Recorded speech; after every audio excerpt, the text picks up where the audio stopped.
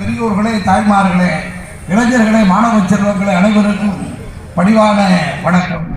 அருமை பெரியோர்களே, இன்றைய தினம் நம்முடைய நாகப்பட்டினம் மாவட்டத்தின் சார்பில் நாகை நகரில் மிக பிரம்மாண்டமானதொரு ஆர்ப்பாட்ட பேரணி ஆர்ப்பாட்டம் நடைபெற்று அதனுடைய விளக்கு கூட்டம் நடைபெற்றுக் கொண்டிருக்கிறது.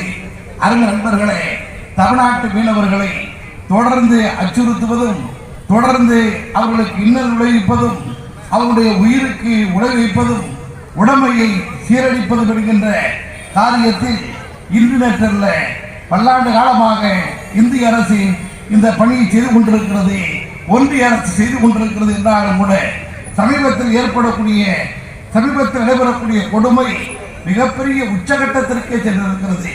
இந்த நிலையில் திராவிடர் கழகத்தினுடைய தலைவர், வணக்கத்திற்குரிய தமிழர் தலைவர் ஐயா அவர்கள் தந்தை பெரியார் அவருடைய 146வது பிறந்த நாள் விழாவை தமிழ்நாடல்ல உலகிற்கு வாழக்கூடிய பல்வேறு இனங்கள், மொழிகளை எல்லாம் கடந்து, நாடுகளை எல்லாம் கடந்து தந்தை பெரியார் பிறந்த நாளை கொண்டாடக்கூடிய நிலையிலே சமீபத்திலே ஒரு வாரத்திற்கு முன்பாக நம்முடைய தமிழர் தலைவர் அவர்கள் ஜப்பான் நாட்டிற்கு சென்று அங்கு தந்தை பெரியார் அவருடைய பிறந்த நாள் விழாவிலே, பேரறிஞர் அண்ணாவினுடைய பிறந்த நாள் விழாவிலே கலந்து கொண்டு சிறப்பித்து உரையாற்றி பெரியாரின் கொள்கைகளை பரப்பி வந்திருக்கிறார்கள்.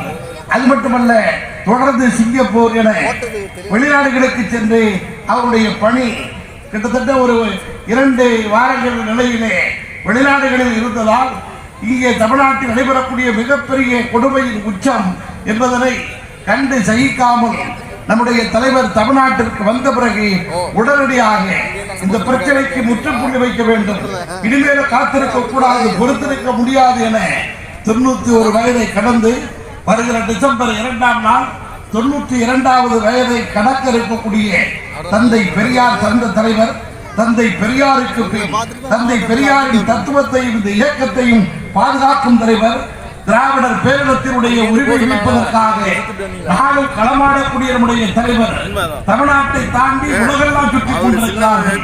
இந்த மூத்த வயதிலே, முதிர்ந்த வயதிலே, 92 என்ற வயதிலே கூட ஓய்வு ஒளிச்செலுந்தி பாடுபடக்கூடிய தலைவர் தமிழ்நாட்டுடைய மீனவர்கள், நம்முடைய மீனவர்கள் தொடர்ந்து படக்கூடிய அல்லவர்களுக்கு முடிவு கட்ட வேண்டும், 2இல் 1 பார்த்தாக வேண்டும் என்கின்ற வெறியோடு இந்த நிகழ்வு நடைபெற்றுக் கொண்டிருக்கிறது. ஐந்து நண்பர்களே, எண்ணி பார்க்க வேண்டும். கிட்டத்தட்ட 2 கோடி, 3 கோடி, 5 கோடி என அபராதத்தை போடுகிறான், மொட்டையடிக்கிறான், உயிருக்கு உழை வைக்கிறான், சுட்டுக் கொள்ளுகிறான், மிரட்டுகிறான், எல்லையை கடந்து போய்விட்டாய் என சொல்லுகிறான். சொல்வது யார்? இலங்கை நாடு. இலங்கை இருக்கின்ற ஒரு சின்ன நாடு, ஒரு சுண்டைக்காய் நாடு. அது சின்ன நாடா பெரிய நாடா என்பதல்ல பிரச்சனை. சொல்வதில் நியாயம் இருக்கிறதா? சொல்வதில் நீதி இருக்கிறதா? சொல்வதில் ஏதாவது ஏற்கத்தக்க நிலை காணப்படுகிறதா? இன்டர்நேஷனல் எத்தனை ஆண்டு காலம் பிஜேபி அரசு, மோடி அரசு நாங்கள் ஆட்சிக்கு வந்தால் கச்சத்தீவை மீட்போம் என சொன்னார்களே, மீட்டு தருவோம் என சொன்னார்களே, என்ன நடவடிக்கை, என்ன நடந்து கொண்டிருக்கிறது? தமிழ்நாட்டினுடைய முதலமைச்சர் மாண்புமிகு முத்துவேல் கருணாநிதி ஸ்டாலின் கடிதம் எழுதுகிறார், வெளியுறவுத்துறை அமைச்சருக்கு எழுதுகிறார், பிரதமருக்கு எழுதுகிறார், உள்துறை அமைச்சருக்கு எழுதுகிறார். மீனவரை காப்பாற்றுங்கள், அவர்களுடைய உடைமைகளை காப்பாற்றுங்கள், மீன்பிடி படகுகளை காப்பாற்றுங்கள், அவர்களுக்கு இடப்பட்ட அபராத தொகை தள்ளுபடி செய்யுங்கள். மொட்டையடித்து அவமானப்படுத்துகிறார்களே, யாரை என்பதை எண்ணி பார்க்க வேண்டும். இந்திய குடிமகன் அல்லவா? இங்க இருக்கக்கூடிய நாகப்பட்டினம் மீனவன் யார்? தமிழ்நாட்டு மீனவன் யார்? இந்தியாவுடைய குடிமக்கள் அல்லவா? ஒரு இந்தியாவை சேர்ந்த குடிமகனை அடுத்த நாட்டுக்காரர் மொட்டையடிப்பது மோடிக்கு மொட்டையடிப்பதற்கு சமமா இல்லையா? பிரதமருக்கு மொட்டையடிப்பதற்கு சமமா இல்லையா? என்ன மானம், என்ன சுயமரியாதை, என்ன இறையாண்மை? நாட்டை காக்கின்ற லட்சணமா?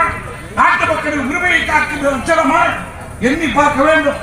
கடைசி ஒருவர் பாதிக்கப்பட்டாலும் அந்த நாட்டினுடைய உச்ச கொப்பில் இருக்கக்கூடிய பொறுப்பில் இருக்கக்கூடிய ஏற்பட்ட பாதிப்பல்லவா? அந்த உணர்ச்சி வர வேண்டாமா? அவர்களுக்கு சுயமரியாதை வர வேண்டாமா? இந்திய மானத்தை காக்க வேண்டாமா?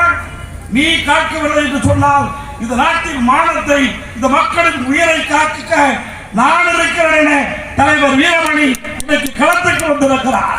92 வயதிலே மிகப்பெரிய அளவிற்கு என்னுடைய உயிர் போனாலும் மக்கள் மத்தியிலே போர்க்களத்திலே களத்திலே சாவிடுந்தவரே, ஒருபோதும் நான் நோய்க்கு சாக மாட்டேன், வெறுமனே சாக மாட்டேன் என்று சொல்லி கங்கணம் கட்டி பணியாற்றும் தலைவர் இதோ அனைத்து கட்சி ஆர்ப்பாட்டத்திற்கு தலைமையேற்று வந்திருக்கிறார். அலைகிடவனே, நாகப்பட்டினம் கடலுக்கு அப்பாலே அலைகிடவன மக்கள் வெல்லும் அனைத்து கட்சி ஆதரவோடு ஒன்றிய அரசினுடைய கழுத்தை பிடித்து கேட்பது போல இந்த ஆர்ப்பாட்டம் நடக்கிறது. தலைவரின் உரையை கேட்போம், ஒன்றிய அரசை திரும்ப செய்வோம், தமிழ்நாட்டு வீரர்களின் மானத்தை காப்போம், உரிமையை மீட்டெடுப்போம். நன்றி, வணக்கம்.